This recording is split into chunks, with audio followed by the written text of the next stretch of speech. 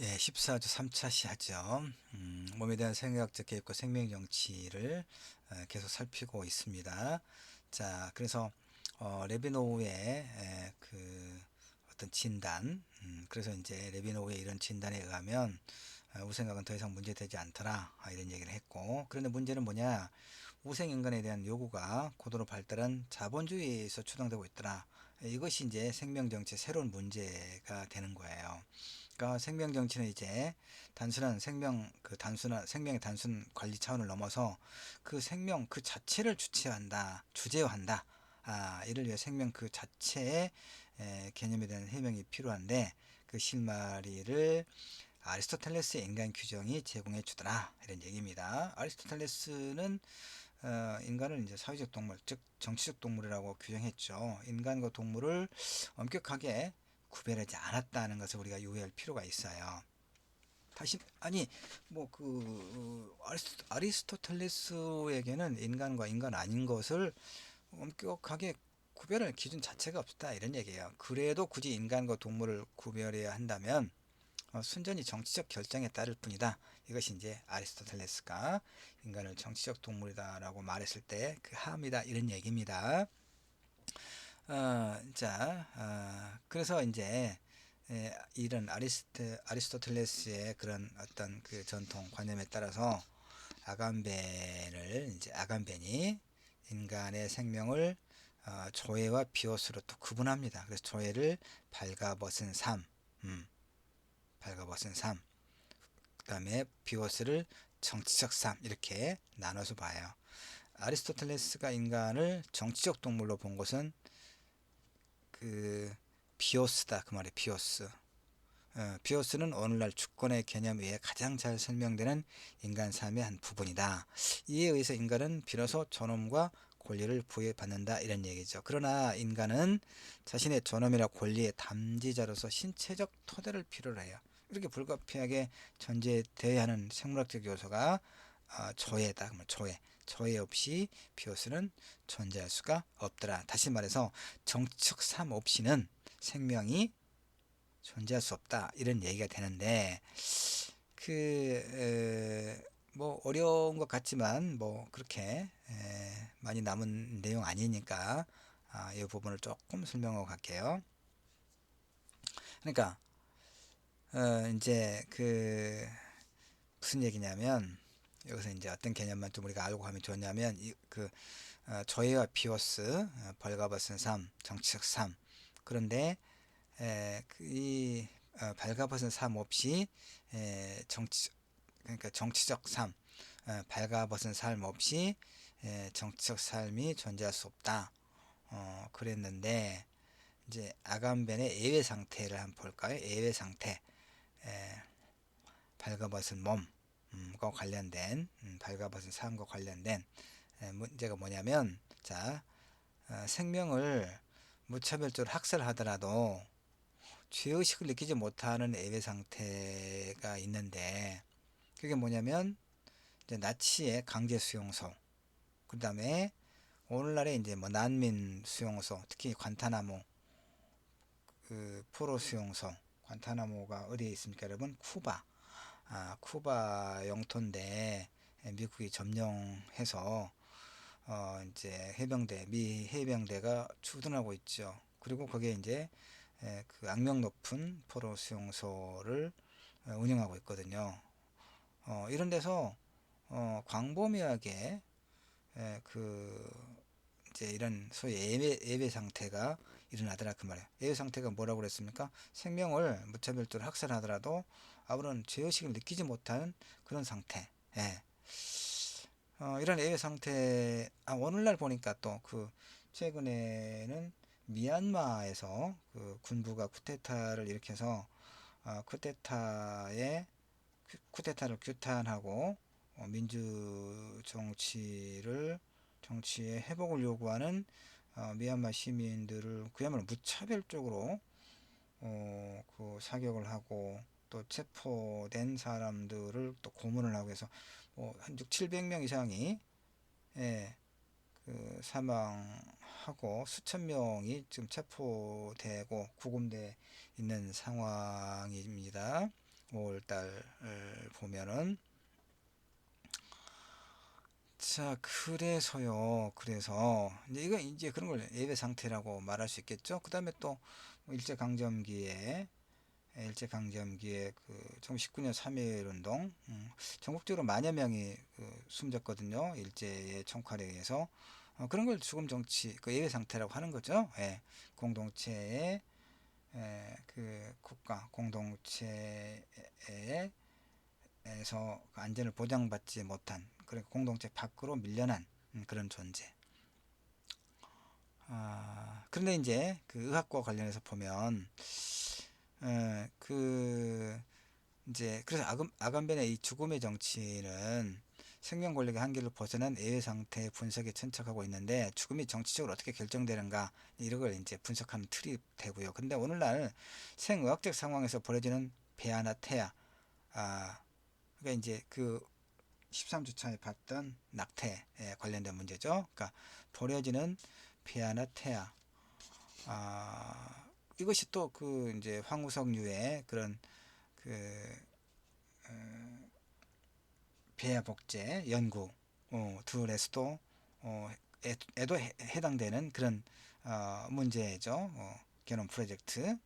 그다음에 또 이제 그 인공, 이거 이제 존엄사의 문제와 관련된 건데, 인공 연명 장치 의존하는 식물인간, 이 사람들에게도 이제 예외 상태가 인정된다 이런 얘기뿐만 아니라 생명의 최고로 알려진 유전자도 예외 상태에 방치되기는 마찬가지다. 이렇게 예외 상태에 방치된 생명 그 자체인 유전자가 오늘날 포스트 게노미 시대에 정치적으로 어떻게 다루어지는가, 이것이 이제 레비노와 로즈의 새로운 생명 정치의 문제다 이런 얘기입니다. 여기까지 이제 개념적으로만 여러분 이해를 하고, 각각 누가 어떤 논의를 펼쳤고 그것이 어떤 한계를 노정하면서 일정한 비판을 받았는가, 이 글은 이제 그런 흐름으로 사실 좀 그 전개되고 있는 겁니다. 자,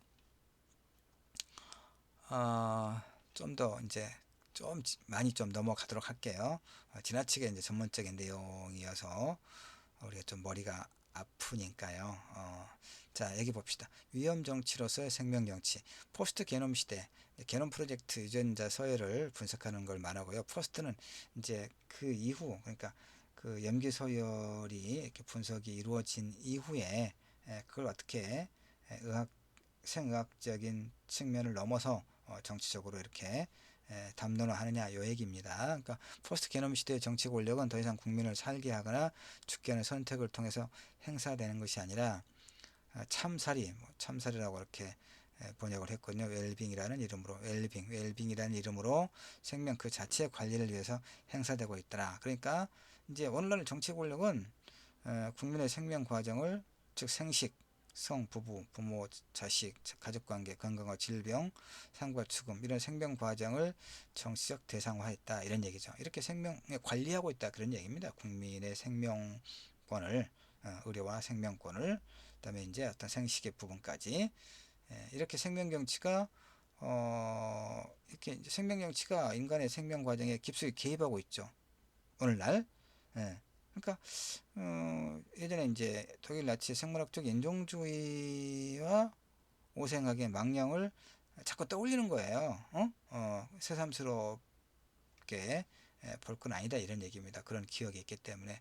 그다음에 이제 그 일본 제국주의자들의 그 일제강점기 식민 지배 시대라든가 2차 세계대전에 개입하는 그 즈음에 이제 소위 뭐 만주 일대에서 이제 중국 사람들과 또 조선 사람들을 소위 실험 대상 마루타 세균 뭐 실험이라든가 이런 흔적을 이제 발견하고 그랬잖아요. 바로 이런 그러고 보니까 그래서 이제 이런 인간의 생명을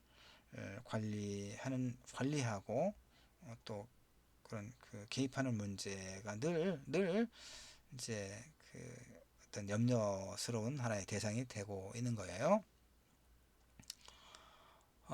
자, 그런데 이제 국가는 개인적 신체를 더 이상 국민화해서는 안 된다. 이 주장이. 그렇다고 국가 국민을 보호해야 하는 책임이 면제되는 건 아니다. 그렇다면 개인의 생물학적 삶과 사회적 안녕을 매개하는 정치적 관계가 종래의 우생학적 전략과는 좀 다르게 접근할 필요가 있다, 이런 얘기죠. 종래 우생학이 종래 우생학은 그랬잖아요. 생물학적으로 결함 있는 인재를 지닌 사람들을 제거하거나 억압하고 생물학적으로 바람직한 특성을 지닌 사람들의 생식을 장려하는 것이 종래의 우생학 정치였잖아요. 오늘날 생명 정치는 어떻습니까? 위험이 높아 보이는 개인이나 집단 장소를 확인하여 처치하고 관리하거나 운영하는 그런 전략. 그 이제 1차시에서 봤던 그 나병과 콜레라의 패스트 그 대처하는 그런 방식들이었죠.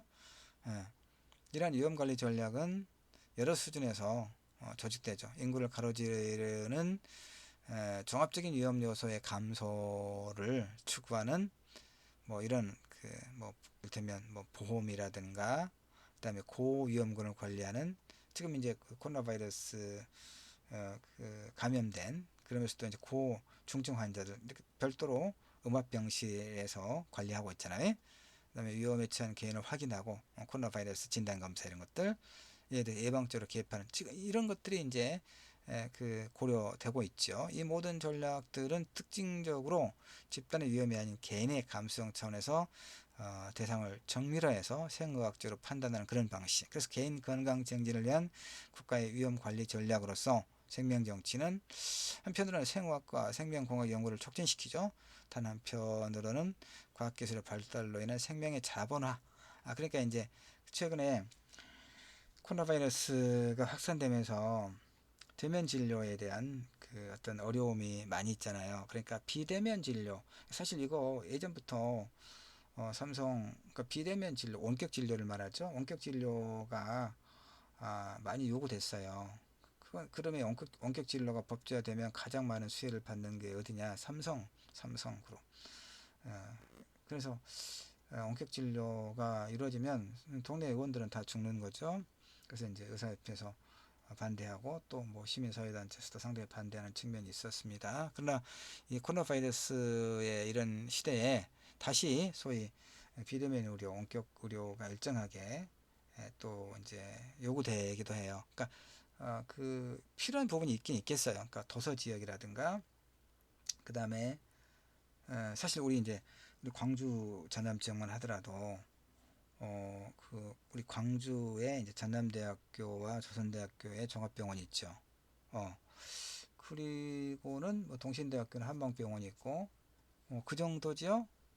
대학병원은 전남대학교하고 조선대학교, 그리고 이제 화순에 전남대학교 그 분원 형태로 하나 있죠. 특히 이제 그쪽은 안병동 위주로 치료를 하는 모양이던데, 그러면 이제 문제는 뭐냐면 그 서남권이 이제 목포를 중심으로 한 서남 이제 도서 지역에 있는 지역 주민들이, 또는 이제 동북권은 이제 여수 순천을 중심으로 한 이제 지역의 주민들을 말하잖아요.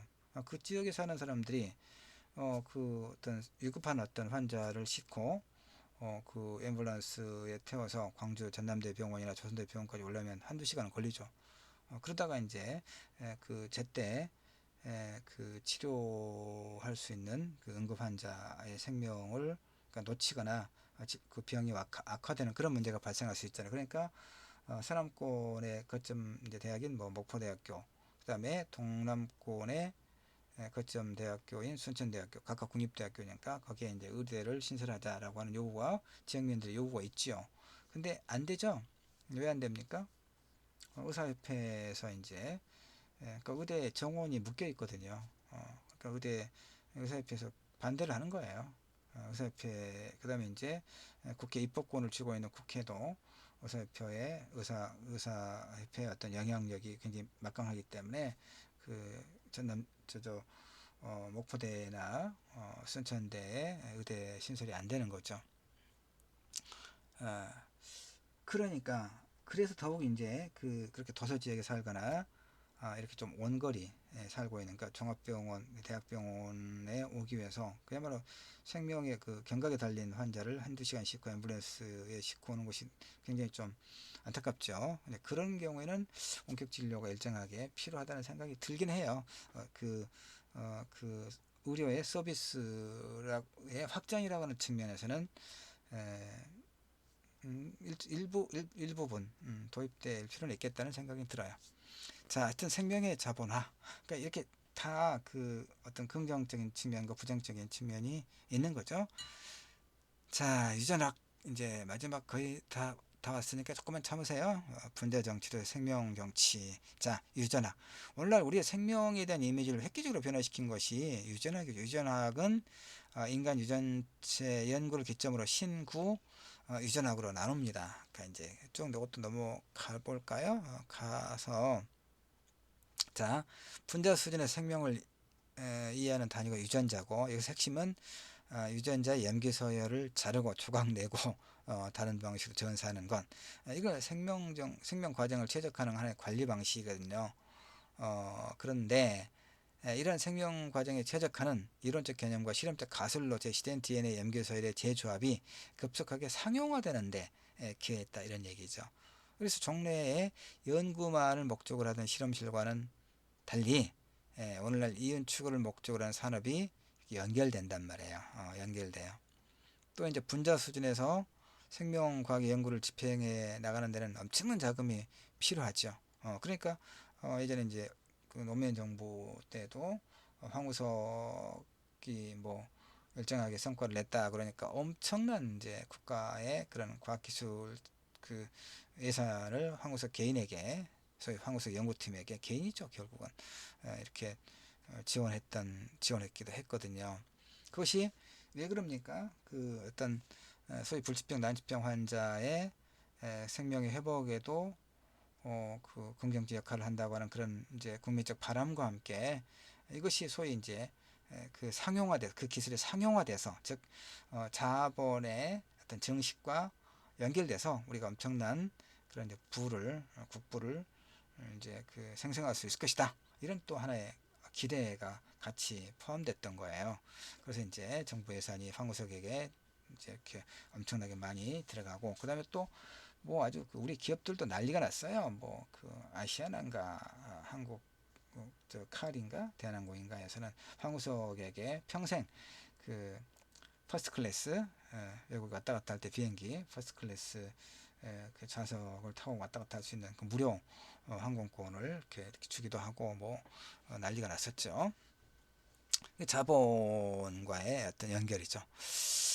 자, 그러니까 여기서 생명 정치가 이제 생명 경제로 환원되는 거죠.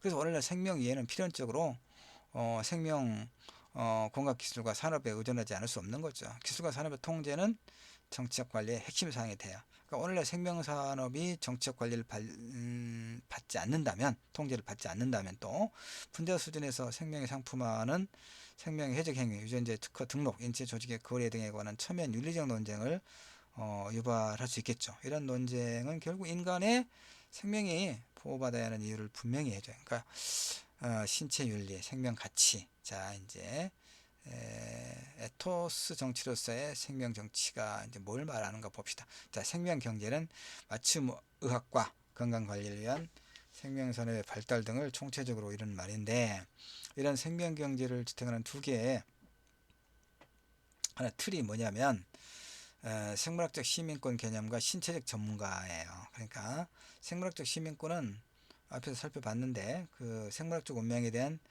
개인의 어떤 불안, 희망, 공포를 도구와 형상화하려는 정책 관심에 건강 복지를 보장받으려는 경제적 이해가 더해져서 만들어낸 말이고 다시 말해서 어떤 그 국가에 대하여 심각한 어떤 보건 의료상의 어떤 침해에 대해서 국가의 책임을 요구할 수 있는 그런 시민적 권리를 생물학적 시민권 개념이다 이렇게 이야기합니다.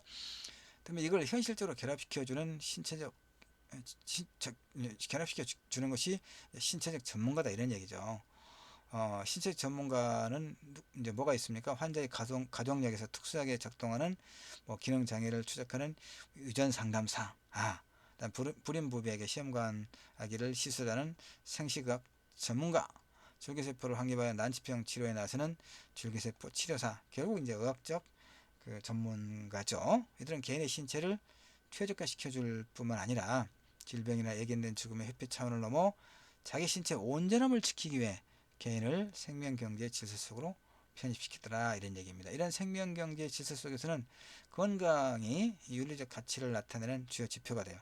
건강이 종래에는 인구, 즉 종의 보존과 밀접하게 관련된 위생 개념이었는데 오늘날에는 개인의 아름다움, 행복, 성등을 가꾸는 일, 즉 참살이 웰빙의 개념으로 확대되었다 이런 얘기죠. 이렇게 건강 개념, 그러니까 삶 전체 알겠죠? 삶 전체 이렇게 건강 개념의 확대에 결정적 역할을 한 것이 소위 생의학이다 이런 얘기예요. 생의학의 발달과 함께 건강 개념에 대한 개인의 열망을 나타내는 말이 뭐냐면 신체적 최적화.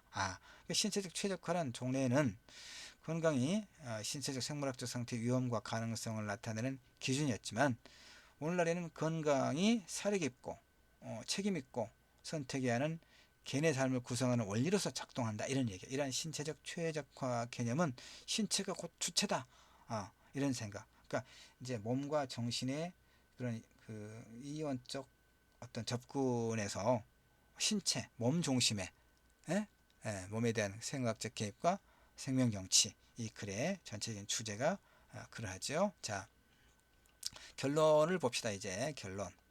그래 결론. 자, 생각의 발달은 인간을 신체적 관점에서 새롭게 이해하게 했어요. 신체는 오늘날 삶의 질에 대한 판단이 일어나고 기술이 지배하는 가장 중요한 장소가 됐죠. 그렇죠. 물론 건강, 아니 그 정신의 영역도 여전히 중요해 우리가 중요합니다. 그러나 그 정신은 몸과 사실 분리할 수 없는 거죠. 그런 의미에서 이제 몸, 신체를 이야기하는 거예요. 신체, 즉 몸은 오늘날 삶의 질에 대한 판단이 일어나고 기술이 지배하는 가장 중요한 장소죠. 유전적 상담, 양수검사, 항우울제 처방 등 이런 생화학적 기술이 삶의 질을 결정해요. 이때 문제는 이런 생화학적 진단과 처방에 뭐가 필요해요? 고난도의 전문 지식과 함께 고비용의 기술을 필요로 하죠. 그래서 경제성 평가가 필수적이고 그 판단 기준을 둘러싸고 논쟁이 심화돼요. 생명정치가 필요한 이유는 바로 이것 때문에 그렇다 이런 얘기죠. 그러니까 생명정치는 이제 이중의 의미 뭐냐? 우선 개인의 삶을 관리하는 새로운 형식인 사목권력, 국가가 종교 지도자들처럼 국민 개개인의 충분한 삶의 질을 누릴 수 있도록 보살펴야 한다. 국가의 중요한 책무다 하는 이겁니다. 이렇게 생명정치는 그 생명 자체의 가치를 문제 삼지만 이를 구체화하는 윤리 원칙은 누구에게 있어요? 결국은 신체 전문가들의 일상적 판단이나 언어, 기술, 행동을 정하는 직업 윤리의식 알겠죠? 그러니까 그래서 전문가의 윤리와 에토스 정치가 서로 연결된다 이런 얘기예요.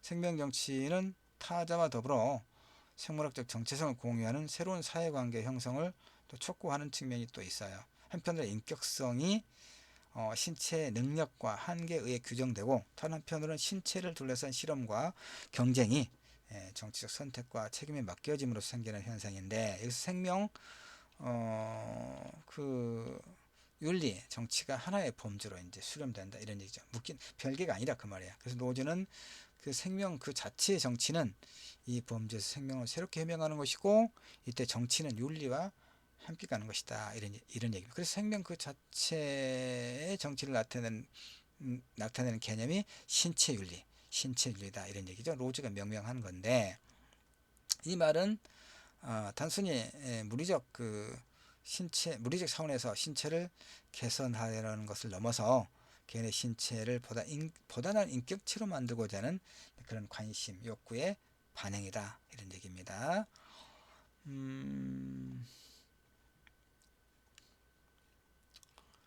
그 다음에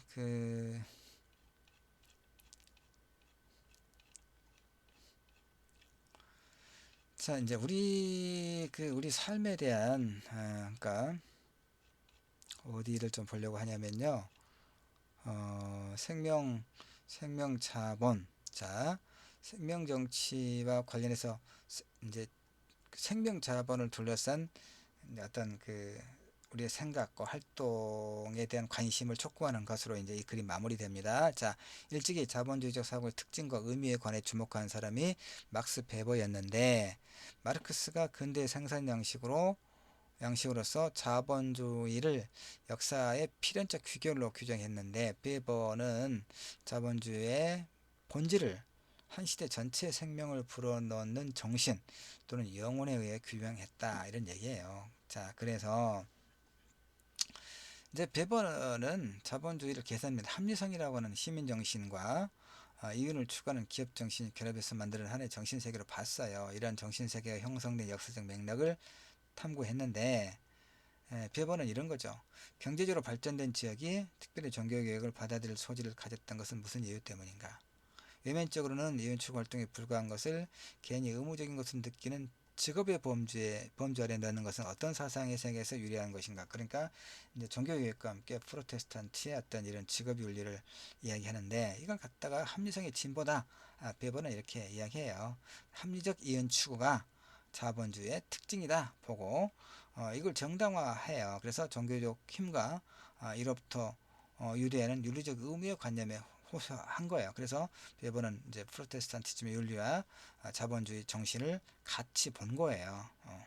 자, 그래서 막스 베버는 인간이 세속적 삶을 살아가는 방식을 종교적 구원론과 연결해서 이해한 거예요. 인간이 스스로 겪는 고통을 이해하고 고통의 원인을 찾아서 고통에서 벗어날 수 있는 그런 수단을 강구해가는 그런 어떤 방식, 다시 말해서 이제 그런 어떤 그 베버의 프로테스탄트의 윤리, 직업 윤리 이런 방식을 운영해서 로즈는 생명 자본을 윤리적으로 정당화를 했다, 이런 얘기죠.